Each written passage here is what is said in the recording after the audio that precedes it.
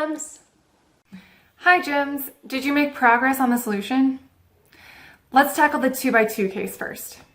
Our question was, for all 6 starting scrambles of the 2x2 board, which could be solved, so which could be unscrambled into position where all the pieces are in order, and which could not.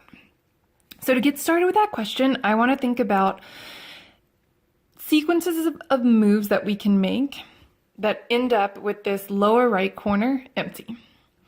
And the reason that I care about that lower right corner being empty is that empty square represents the number 4 in our picture. So any solved board with the pieces in order has that lower right corner empty. Now, if we start trying to scramble this board, there are 2 paths of moves that we can make without any backtracks that start with the lower right corner empty and end with the lower right corner empty. So that first path that we can take is a clockwise movement of the pieces. So let's see what happens when we do that move, when we take that path.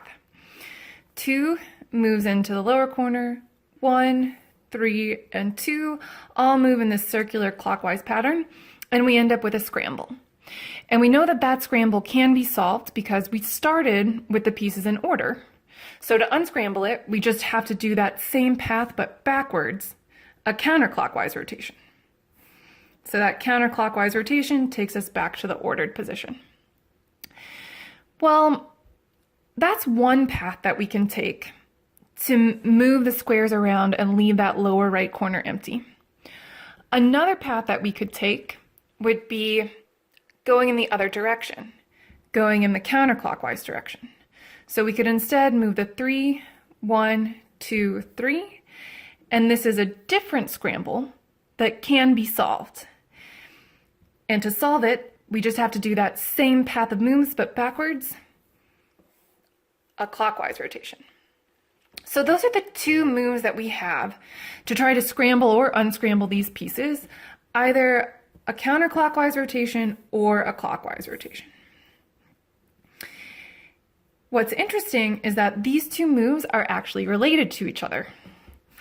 What we can see is 2 clockwise rotations gives us the same thing as 1 counterclockwise rotation. So let's check that.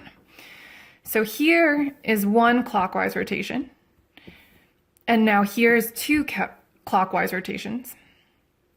And the order that we have is 2, 3, 1, blank space. Okay, so then let's restart. And now let's see what we get when we do 1 counterclockwise rotation. After 1 counterclockwise rotation, we get that same scramble, 2, 3, 1, blank space.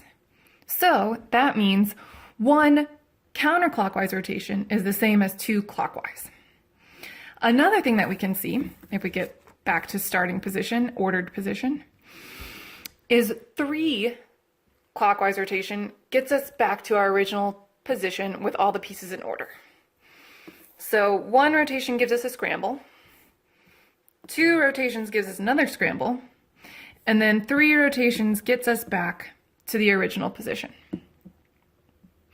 So that means the scrambles that we can get that we know definitely have a solution are, well, this original order, it's already in order, so it's already solved. The order 3, 1, 2, blank space, and the order 2, 3, 1, blank space. So now that we know which ones can definitely be solved, let's think about which ones cannot be solved. So let's start in our original position, and rather than performing one of those paths of moves, a clockwise or counterclockwise rotation, let's do a swap. So this is not a legal move. This is a move where we're scrambling up the pieces by switching the 2 and the 3. So now, if we try to make legal moves to unscramble this, let's see what happens. Well, we can either do a clockwise rotation or a counterclockwise rotation. So for a clockwise rotation, well, when we do 1, we're still scrambled. We're at 2, 1, 3, blank space. And if we do another one, we're still scrambled, 3, 2, 1, blank space. And then finally, a third one, we're back to where we started, 1, 3, 2, blank space. So applying those clockwise rotations won't get us back to our ordered position with 1, 2, 3 blank space. And then similarly, if we try to move counterclockwise, well, we're going to get the same arrangements that we just looked at. And however many times we try to do that counterclockwise rotation, we will never be able to get the 2 and the 3 back in order. So that actually gives us 3 starting scrambles of the board that cannot be solved. 1, 3, 2 blank space. And then if we apply a rotation, 3, 2, 1 blank space. And then finally, one more rotation, 2, 1, 3 blank space. Those are 3 different scrambles of the board that cannot be solved.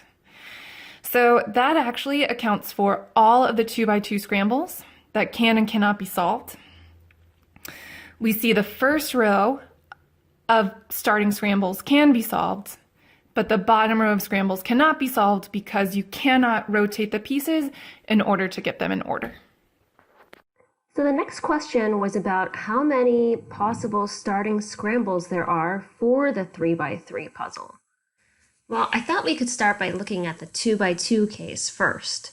So if we have 4 spaces, we actually have 3 pieces that can go in 3 different spaces if we've decided that we'll start with the empty space in the bottom right corner. So if we're laying out these tiles one at a time, we have 3 choices for that first piece in the top left corner. We could have 1 there, 2 there, or 3 there. And then once we commit to which piece goes here, there are 2 remaining tiles that can go in the next space. So if I have a 1 here, I can either have a 2 here or a 3 here. And then the last space is already determined because it's the only remaining tile that goes there. So for every one of the 3 that could go in the first corner, there are 2 that could go in the second corner and 1 left to go in the last corner. So there are 3 times 2 times 1 possible scrambles. Well, that makes sense. Tori gave us all 6 of the possible starting scrambles for a 2x2 puzzle. So let's talk about the 3x3 case now. For the 3x3 case, we have 9 spaces, and we'll commit to leaving the bottom right-hand corner open for a beginning scramble.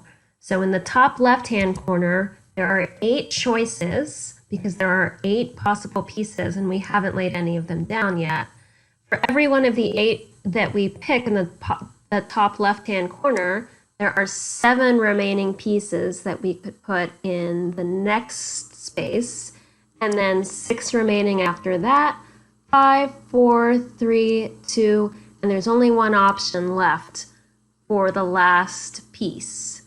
So that is 40,320 different scrambles for the 3x3 puzzle. That's a lot of starting scrambles. And also a side note, another way to write that number is 8 factorial. It's written like 8 exclamation point, and it's shorthand for writing 8 times 7 times 6 times 5 times 4 times 3 times 2 times 1. So you might be wondering now how to find starting scrambles that are either solvable or unsolvable. Well, the good news is that once you find one that is solvable, you can actually easily find another one that's solvable. Here is a solvable starting scramble, and I can come up with a new one just by making some slides so that the bottom right-hand corner is still empty and I have a new starting scramble. Well, actually, this would work for an unsolvable starting scramble too. I could just shift tiles around, and if I undid all those shifts on an unsolvable scramble, I'd be back to where I started. So that's a way you can find another unsolvable or solvable scramble if you've already started with one. Actually, I came up with a lot of unsolvable scrambles, Tori. I feel like about half of mine were unsolvable. Well, It turned out, for the 2x2 case, exactly half of the starting scrambles could be solved and half could not.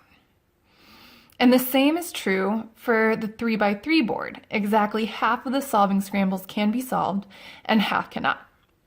One example of a scramble that cannot be solved is one created by exchanging the 7 and the 8. Now, no matter what sequence of moves you take to try to unscramble the board, it can't be done.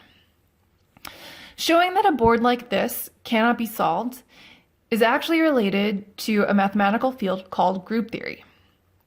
Mathematicians have used group theory to show that exactly half of the starting scrambles for a 3x3 board cannot be solved. Now you have a fun puzzle to work on. Challenge yourself by scrambling up the pieces and seeing if you can unscramble them to get them all in order. Just make sure that when you scramble them, you mix them up by sliding them around the board so that you start with a scramble that can be solved. As an extension puzzle, can you come up with nice algorithms that always lead you to a solution? What patterns or strategies can you use to help yourself get the board unscrambled? Hey Gems, we miss you, and we still have so much fun stuff to do with you all. Lots of fun activities. So while we can't meet in person this summer, we do want to stay connected with you all. So please consider joining for our new program called Pen and Puzzle Pals. First, try and say that 5 times fast. And second, if you're interested, fill out the Google form in the link below to join us over the summer. Bye!